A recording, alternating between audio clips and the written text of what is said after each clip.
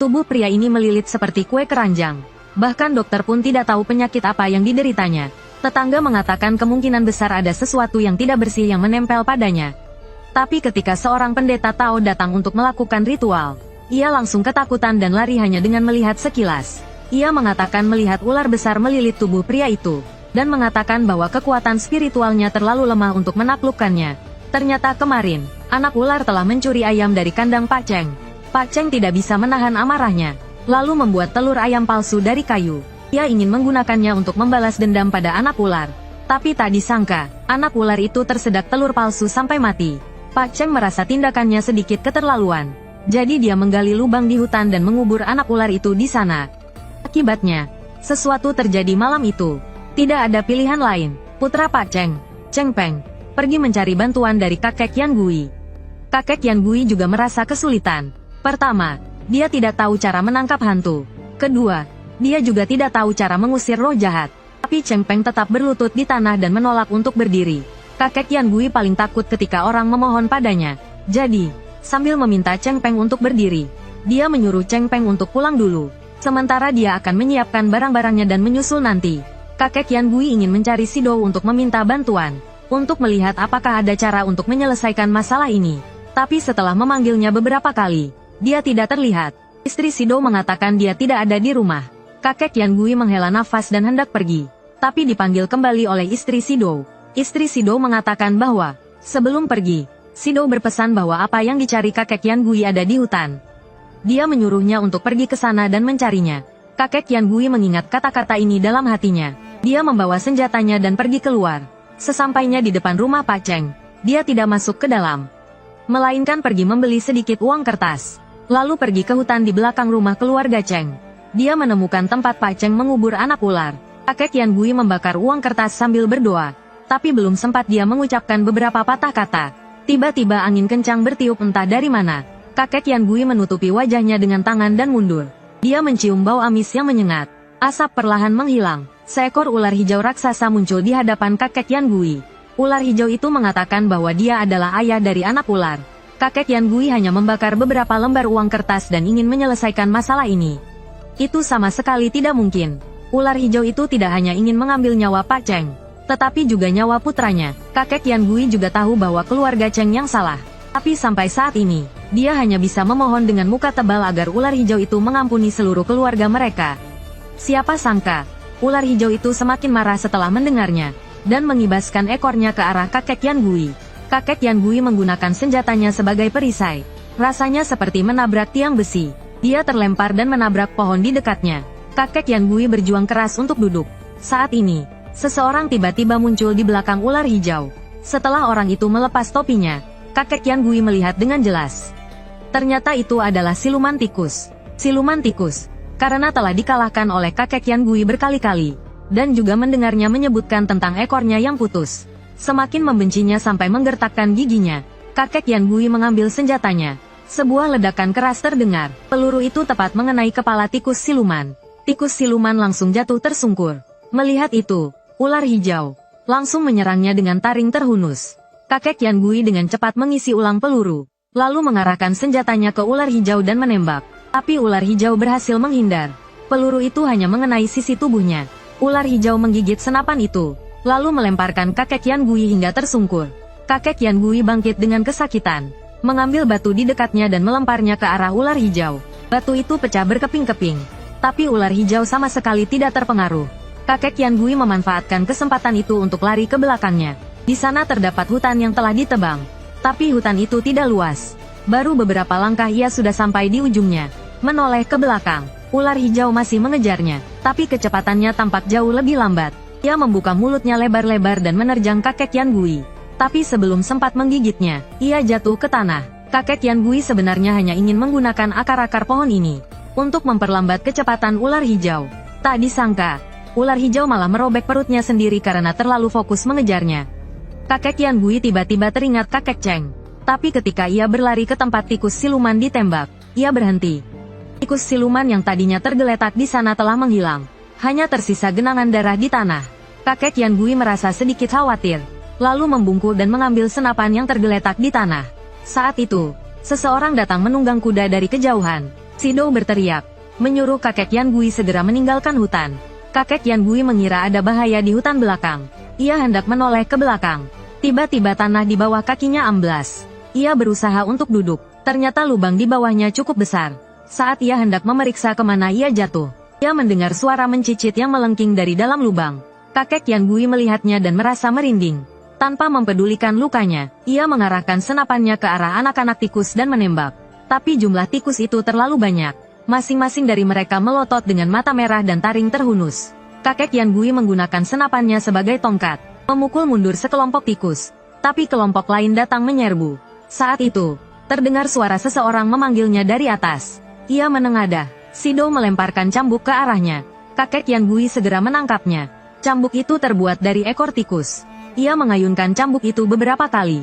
Anak-anak tikus ketakutan dan berkumpul di sudut. Melihat efek cambuk itu, kakek Yan Gui mengayunkannya beberapa kali lagi. Anak-anak tikus sangat ketakutan, dan berhamburan pergi seperti air surut. Kakek Yan Gui belum sempat beristirahat. Tiba-tiba sesosok bayangan muncul dari dalam lubang. Wajah tikus siluman penuh darah. Mengaum ingin mengubur kakek Yan Gui di tempat itu. Kakek Yan Gui mengangkat senapannya dan menarik pelatuknya. Tapi tikus siluman dengan sigap menghindar, lalu menyerang kakek Yan Gui dengan cakarnya. Senapan itu patah menjadi dua, dan dada kakek Yan Gui tercabik-cabik berlumuran darah. Tikus iblis ingin memanfaatkan kesempatan untuk menghabisi Yan Gui Lao. Tiba-tiba, gua itu runtuh, membentuk dinding pembatas antara Yan Gui Lao dan tikus iblis. Banyak juga puing yang berjatuhan. Hong Xiaozi melemparkan tali, menarik dan membantu Yan Gui Lao keluar dari gua. Shido, yang mengendarai kuda di sampingnya, terus melompat-lompat. Semua tempat yang diinjak Yi Zhenfeng retak. Kemudian, seluruh hutan runtuh. Seolah-olah daerah sekitar tempat ini telah digali oleh tikus. Shido mengatakan masih ada orang di rumah. Menyuruh Yan Gui Lao pulang untuk mengobati lukanya terlebih dahulu. Ketika Yan Gui Lao kembali, Lao Cheng telah pulih sepenuhnya seperti orang normal. Yan Gui Lao ingin memberitahu Lao Cheng untuk tidak sembarangan membunuh makhluk hidup lagi. Tetapi sebelum dia selesai berbicara, dia pingsan karena luka-lukanya yang parah. Ketika dia bangun, dia sudah berada di rumahnya. Dia menoleh. Huang Laotai, Shido, dan Hong Xiaozi ada di sana. Yan Gui Lao buru-buru duduk dan berterima kasih. Tetapi Huang Laotai mengatakan bahwa Yan Gui Lao telah menyinggung keluarga Kui. Kehidupannya di masa depan mungkin akan sulit. Tikus iblis itu tidak mati, dan pasti akan kembali untuk membalas dendam. Setelah berpikir panjang, Huang Laotai menyarankan agar Yan Gui Lao memilih sebuah keluarga untuk berlindung.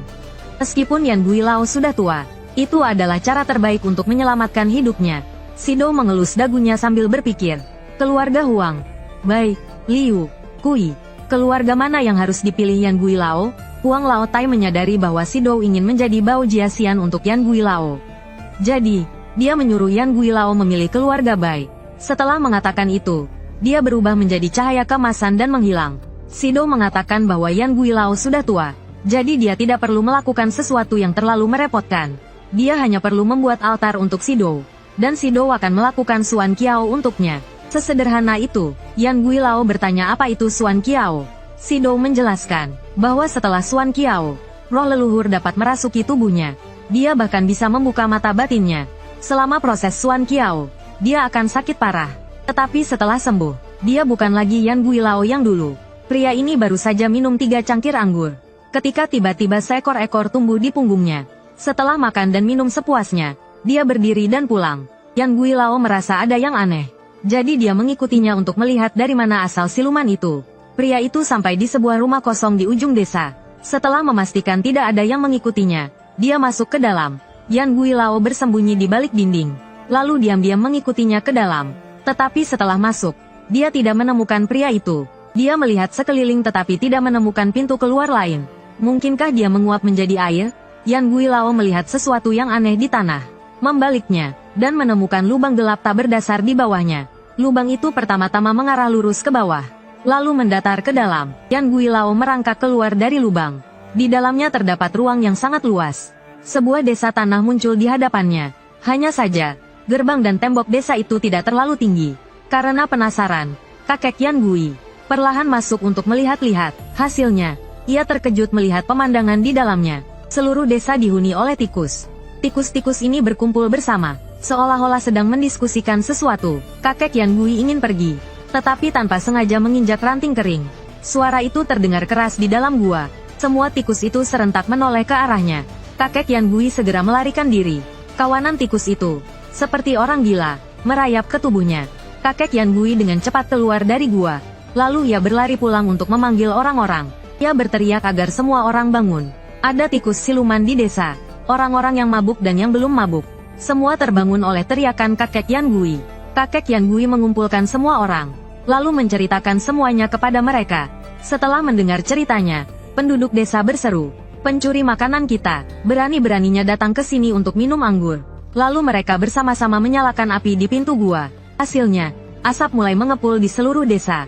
Setelah tidak ada lagi tikus yang keluar dari gua, kakek Yan Gui membawa semua orang masuk ke dalam. Semua orang tercengang melihat pemandangan di dalam gua. Apakah tempat ini benar-benar dibangun oleh tikus-tikus itu? Lalu mereka menemukan makanan yang hilang di ujung gua. Tetapi meskipun kakek Yan Gui mencari kemana-mana, ia tidak menemukan pria aneh berekor itu. Setelah mengatasi masalah tikus pencuri makanan, kakek Yan Gui pulang dan tidur. Tetapi belum lama ia tidur. Ia tiba-tiba mendengar suara orang berbicara di kamarnya. Kakek Yan Gui ingin bangun untuk melihat, tetapi ia tidak bisa bergerak. Ia hanya merasakan dua bayangan mendekat ke tempat tidurnya. Ketika ia bangun keesokan harinya, ia menemukan bahwa ia dan istrinya terbaring di halaman. Kakek Yan Gui segera membantu istrinya masuk ke dalam rumah, dan ia sudah menduga apa yang terjadi. Lalu ia mengambil garu. Pertama membalik tumpukan jerami, lalu tumpukan batu bata. Ia mencari di semua tempat yang memungkinkan di dalam rumah, tetapi tidak menemukan apapun. Kakek Yan Gui membawa garu ke gudang, tetapi juga tidak menemukan apapun. Ketika ia tidak tahu harus berbuat apa, pandangannya tertarik ke sudut lemari di dekat dinding. Di mana-mana di ruangan itu berdebu. Hanya di dekat lemari itu yang bersih.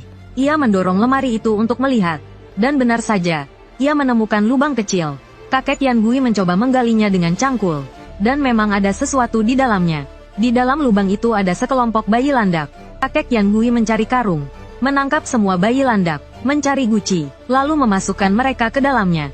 Ia menutup guci dengan penutup kayu, dan menaruh batu di atasnya. Ia mengambil kursi kayu, lalu duduk di samping dinding menunggu. Tengah malam, kakek setan Yan samar-samar mendengar suara orang berbicara. Mereka memintanya untuk melepaskan anaknya. Kakek setan Yan berpura-pura tenang sambil meregangkan tubuhnya. Padahal hatinya sangat cemas. Pasangan suami istri itu bertanya kepada kakek setan Yan mengapa ia menangkap anak mereka. Kakek setan Yan tidak menjawab. Ia memasukkan peluru ke dalam senapannya, lalu menembakkannya ke atap. Ia berkata bahwa ia tuli, dan tidak mendengar dengan jelas apa yang dikatakan pasangan itu. Ia meminta pasangan itu untuk mengulang perkataan mereka. Sang suami dengan marah bertanya mengapa ia menangkap anak mereka. Mendengar itu, kakek setan Yan berkata, "Ini rumahku, kalian datang dan tinggal di sini tanpa izin, dan berani berkeliaran di halaman tengah malam. Apa maksud kalian?" Sang istri menyadari bahwa kakek setan Yan bukanlah orang biasa. Ia segera menenangkan suaminya. Mereka memohon agar ia melepaskan anak mereka. Mendengar itu, kakek setan Yan menjadi sedikit reda amarahnya. Ia berkata kepada pasangan itu, "Untung saja nenek tidak kenapa-kenapa. Kalau tidak, aku tidak akan melepaskan kalian semudah ini."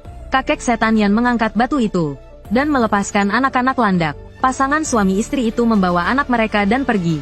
Mereka sangat khawatir karena tidak punya tempat tinggal lagi. Kakek setan Yan berpikir sejenak.